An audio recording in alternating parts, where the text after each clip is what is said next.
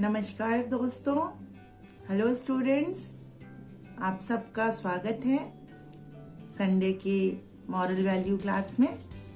मैं आपके सामने उपस्थित हूँ एक नई कहानी लेकर, एक नया जोश, एक नई उमंग। और अभी कल हम लोगों ने गांधी जयंती, लाल बहादुर शास्त्री जयंती मनाई है और गांधी जी के उसूलों पे, शास्त्री जी के नियमों पे चलकर हमने अंग्रेजों से अपने देश को मुक्त कराया है।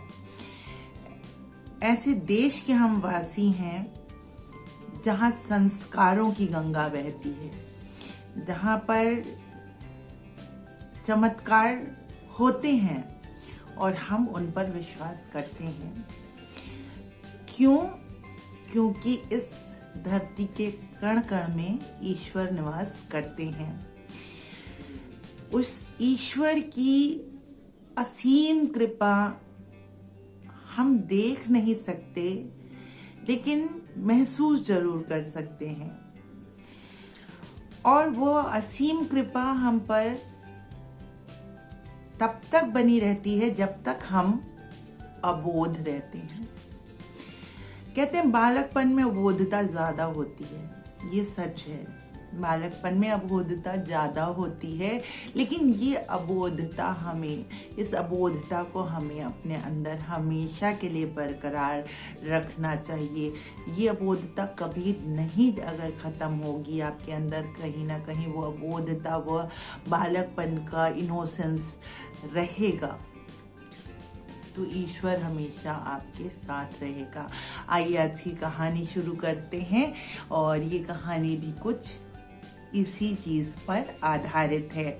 ये कहानी एक ग्वालिन की है जो वृंदावन में रहा करती थी और वृंदावन से वो दूध दही लेकर मथुरा जाया करती थी।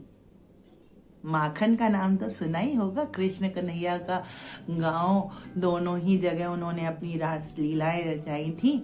तो ये जो ग्वालिन थी वो रोज सुबह उठकर दूध दही माखन लेकर मथुरा चली जाया करती थी बेचने के लिए, अपनी रोजी रोटी कमाती थी।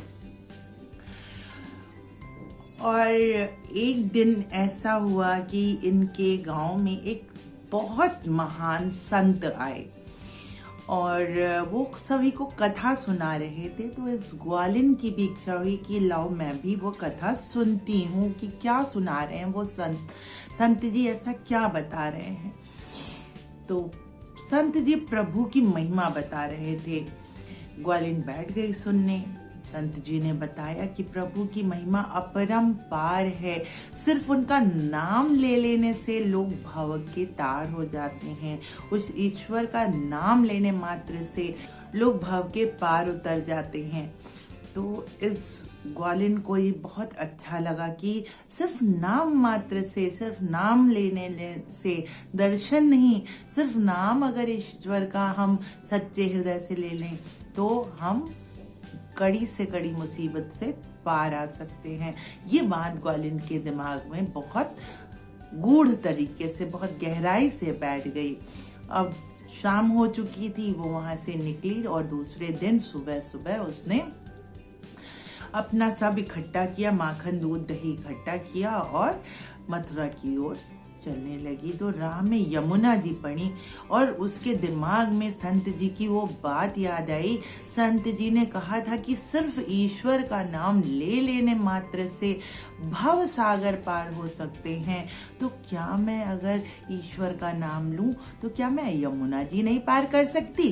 तो उसके दिमाग में ये बात आई और वो अबोधता आई, वो इनोसेंस आया और उसने उस अबोधता में ईश्वर को दिल से याद किया, पूरे मन से याद किया। जब उसने पूरे मन से याद किया और एक पैर बढ़ाया और यमुना के जल पे रखा।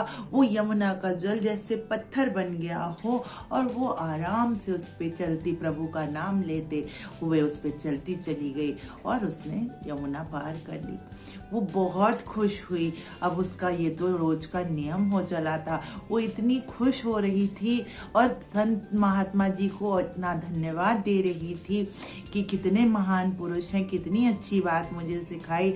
मैं कितनी गरीब हूँ, मुझे रोज पैसा देना पड़ता था, मुझे नाव का पैसा भी नहीं देना पड़ता, सिर्फ प्रभु के नाम मात्र से मैं यमुना जी को पार कर लेती हूँ।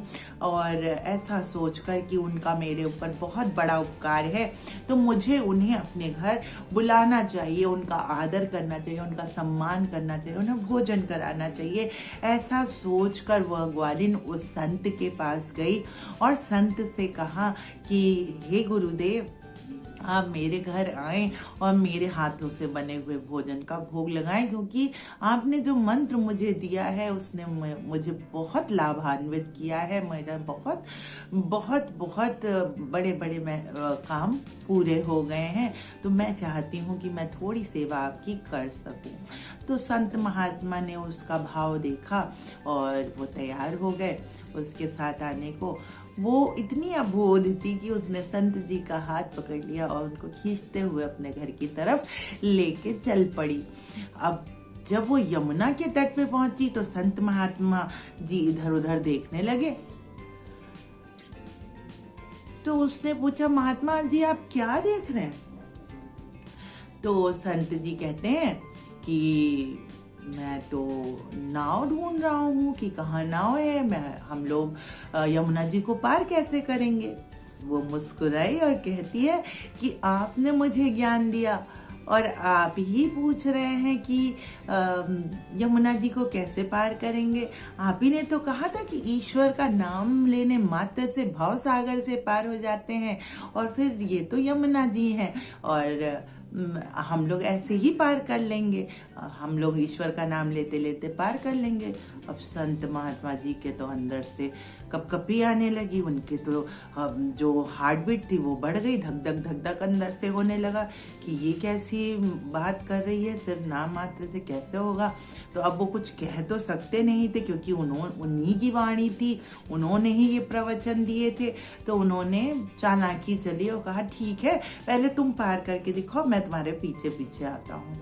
और वो तो मगन मीरा के जैसी वो चल पड़ी प्रभु का नाम लेते लेते और उसने यमुना को पार कर लिया क्षण भर में। जब संत महात्मा ने देखा कि अरे इसने तो पार कर लिया, तो उन्होंने भी सोचा लाओ मैं भी कोशिश करके देखता हूँ। उन्होंने भी ईश्वर का नाम लिया और जैसे ही पानी पे पैर रखा वो तो लड़खड़ा कर छपाक से अंदर गिर गए। तो ग्वालिन ने देखा कि संत जी गिर गए हैं, तो वो फिर वापस पानी पे दौड़ती हुई आई और फिर उनका हाथ पकड़ के और ईश्वर का नाम लेते लेते चलने लगी। अब जब उसने हाथ पकड़ लिया, ग्वालिन ने जब संत जी का हाथ पकड़ लिया, तो संत महात्मा जी के अंदर एक अद्भुत अभिव्यक्ति हुई, एक अद्भुत एहसास हुआ कि उनका हाथ जिसने पकड़ा है उससे उनको ये आभास हुआ कि वो प्रभु में रमे जा रहे हैं और वो पानी पर चले जा रहे हैं। उस ग्वालिन का हाथ थामे हुए संत जी पीछे पीछे और ग्वालिन आगे आगे चली जा रही थी और संत जी भी पार पहुंच गए। जैसे ही वो यमुना जी के पार पहुंचे, संत महात्मा जी उस ग्वालिन के चरणों में गिर गए और कहने लगे कि मैं आज तक सिर्फ प्रवचन देता रहा, उस प्रवचन का कभी मैंने अनुसरण नहीं किया, और तुम धन्य हो देवी जिसने अपनी अबोधता से भगवान को भी जीत लिया है, भगवान के विश्वास को जीत लिया है। और मैं तो आज तक कहता था कि नाम से भवसागर पार होता है, और तुमने मुझे उसका दर्शन भी करा दिया, उसका एहसास भी करा दिया कि हाँ, नाम में इतनी शक्ति है। लेकिन नाम के साथ आपका हृदय इतना पवित्र होना चाहिए, आपका मन इतना शांत होना चाहिए, इतना निर्मल होना चाहिए कि वो प्रकाश, वो ज्योति, क्योंकि ईश्वर को किसी ने नहीं देखा है कि वो अल्लाह है, कि वो यीशु है, कि वो क्या है, किसी ने नहीं देखा। तो उस ईश्वर की अनुकंपा लेने के लिए, कृपा प्राप्त करने के लिए हमारे हृदय में अबोधता का होना बहुत ज़रूरी है। अबोधता और अज्ञानता में बहुत अंतर होता है। अबोध वो होता है जिसमें कोई चालाकी नहीं होती, जो निस्वार्थ भाव से सबके लिए जीता है, सबके लिए खुश होता है, सबसे प्रेम करता है, वो अबोधता कहलाती है। छोटे बच्चे में ऐसी अबोधता रहती है और बड़े होने पर भी बहुत लोगों में, अब मुझे नहीं पता कि कितने लोगों में होती है या नहीं, लेकिन हर इंसान के अंदर बच्चा होता है। और जब हम उस अबोधता के साथ अपने आप को पूरा पूरा ईश्वर पर समर्पित कर देते हैं, जब हम उस पर पूर्ण रूप से भरोसा करने लगते हैं, तो ईश्वर ज़रूर साथ देता है। जब कोई नहीं सहारा देता है तो वो ईश्वर हमारा साथ देता है, वो मार्गदर्शन करता है, वो राह दिखाता है। तो ज़रूरी है बच्चों कि हम अपनी सच्चाई को, अपनी अच्छाई को जीवित रखें, और वही सच्चाई, वही अच्छाई अबोधता कहलाती है। और जो निर्मल होता है, स्वच्छ होता है और अबोध होता है, ईश्वर उसके साथ होते हैं। जैसे वो ग्वालिन पानी पर दौड़ते हुए चली जाती थी, जैसे कोई शीशा बिछा हुआ हो, वैसे ही आप भी अपने जीवन में हर परिस्थिति में, हर कठिनाई में पार करते चले जाएंगे। कोई बाधा आपके राह में नहीं आएगी। चालाकी से कुछ नहीं होता। आप अगर सोचते हैं कि मैं चालाकी, मैं दिमाग लगा कर ये कर लूँगा, मैं दिमाग लगा कर वो कर लूँगा, तो चालाकी आपकी किसी काम नहीं आएगी, आपको ले डूबेगी आपकी चालाकी। लेकिन वहीं अगर आप निस्वार्थ भाव से सोचेंगे, दूसरों के बारे में भी सोचेंगे, तो आपकी उन्नति कभी भी नहीं रुकेगी। यही ईश्वर की वाणी है, यही हमें हर ग्रंथ और किताबों में सिखाया जाता है, और यही जीवन का सार है। तो उम्मीद करती हूँ कि आपको ये कहानी समझ में आई होगी। इसका गूढ़ अर्थ है कि हमें पवित्र और निर्मल रहना चाहिए। तो इसी उम्मीद के साथ मैं विदा लेती हूँ आपसे। फिर मिलूंगी आने वाले संडे को, और एक अच्छी सी कहानी लेकर आपके सामने उपस्थित होंगी। और आपसे अनुरोध है, रिक्वेस्ट है कि आप मेरे चैनल को लाइक, सब्सक्राइब ज़रूर करें, और कमेंट करेंगे तो मुझे बहुत अच्छा लगेगा।